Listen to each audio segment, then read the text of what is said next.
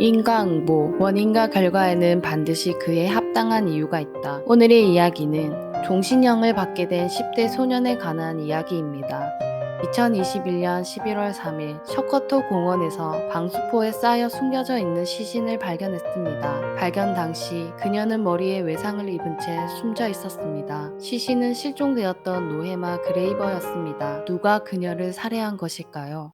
노에마 그레이버는 1953년 11월 10일 멕시코에서 태어났습니다. 그녀는 젊은 시절 승무원으로 일하며 파일럿 자격증도 따 여성 파일럿이기도 했습니다. 1986년 10대 시절 짝사랑했던 첫사랑을 만나 결혼하였습니다. 1991년 첫 아들 크리스찬을 낳았고 다음 해에 둘째 아들인 제러드 그리고 막내딸 마리를 낳았습니다. 아이들이 어느 정도 크게 되자 노에마는 50대의 나이에 선생님이 되고 싶다는 꿈을 가지게 되었습니다. 이후 그녀는 페어필드 고등학교에서 대체교사로 일을 하게 되었고 곧 정규직 선생님이 되었습니다. 노에마는 교육에 있어서는 엄격했지만 아이들을 진정으로 사랑하는 선생님이었습니다.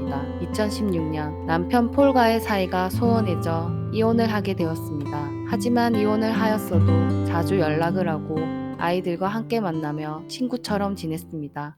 2021년 11월 2일 늦은 오후가 되었는데 노에마가 집에 돌아오지 않았습니다. 학생들 때문에 종종 늦게 오는 날도 있었기에 대수롭지 않게 생각했지만 밤이 되어서도 그녀는 나타나지 않았고 휴대폰도 꺼져 있었습니다. 노에마답지 않은 행동이었기에 폴은 곧바로 경찰에 연락해 실종 신고를 하였습니다. 가족들은 노에마가 퇴근 후 매일같이 공원 산책을 한다는 사실을 알렸고 경찰은 해당 공원을 수색하기 시작했습니다. 얼마 지나지 않아 노에마의 시신을 발견하게 됩니다. 부검 결과 그녀의 사인은 머리에 받은 강한 충격에 의한 것이라는 게 밝혀졌습니다. 경찰은 주변 탐문을 시작했습니다. 그녀에게 평소 원한을 가지고 있던 사람이 있었는지 파악하는 도중 많은 학생들이 사건 당일 밀러드 밀러와 노에마가 언쟁을 벌였다는 증언을 하였습니다. 언쟁의 원인은 낮은 성적 때문이었는데 밀러드가 성적 수정을 부탁했지만 노에마는 그럴 수는 없다며 거절하였습니다. 그리고 학생들은 윌러드가 폭력적인 성향이 있고 평소에도 노에마에 대한 불만을 자주 이야기했다고 말하였습니다.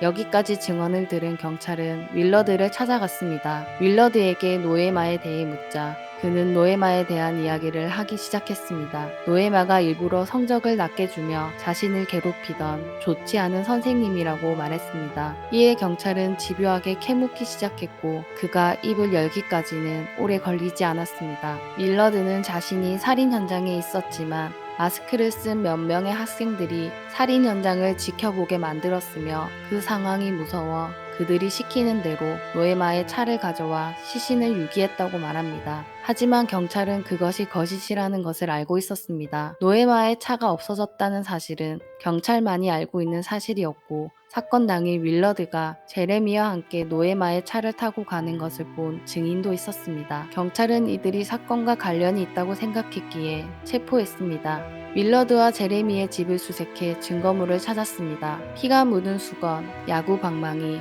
그리고 노트. 이 노트에는 노에마에 관한 이야기가 적혀 있었는데 그녀의 평소 생활 습관과 그녀에 관한 모든 이야기가 적혀 있었습니다. 그리고 학기 중에 교사가 사망하면 학생의 성적이 어떻게 되는지를 묻는 검색과 2주 전부터 사례를 모의한 흔적을 발견했습니다. 결국 이들은 기소되었고 자신들에게 나쁜 성적을 주었다는 이유로 선생님을 때려 죽인 10대 소년의 재판이 시작되었습니다. 밀러드와 제레미는 재판이 시작되자 서로의 탓을 하였고 결국 둘은 따로 재판을 진행하게 되었습니다. 당시 밀러드와 제레미의 변호인들은 가해자들의 나이가 어리다며 청소년 법원에서 재판을 받도록 구했지만 이는 샤오스 판사에 의해 받아들여지지 않았습니다. 샤오스 판사는 당시 청소년 법정에서 이들이 유죄 판결을 받으면 6개월만 복역하면 되는데 이는 범죄 혐의의 중대성을 고려할 때 갱생을 위한 시간으로 충분하지 않다며 성인의 준에 재판을 받도록 했습니다. 2023년 7월 7일 밀러드 밀러는 법정에서 판결을 받기 전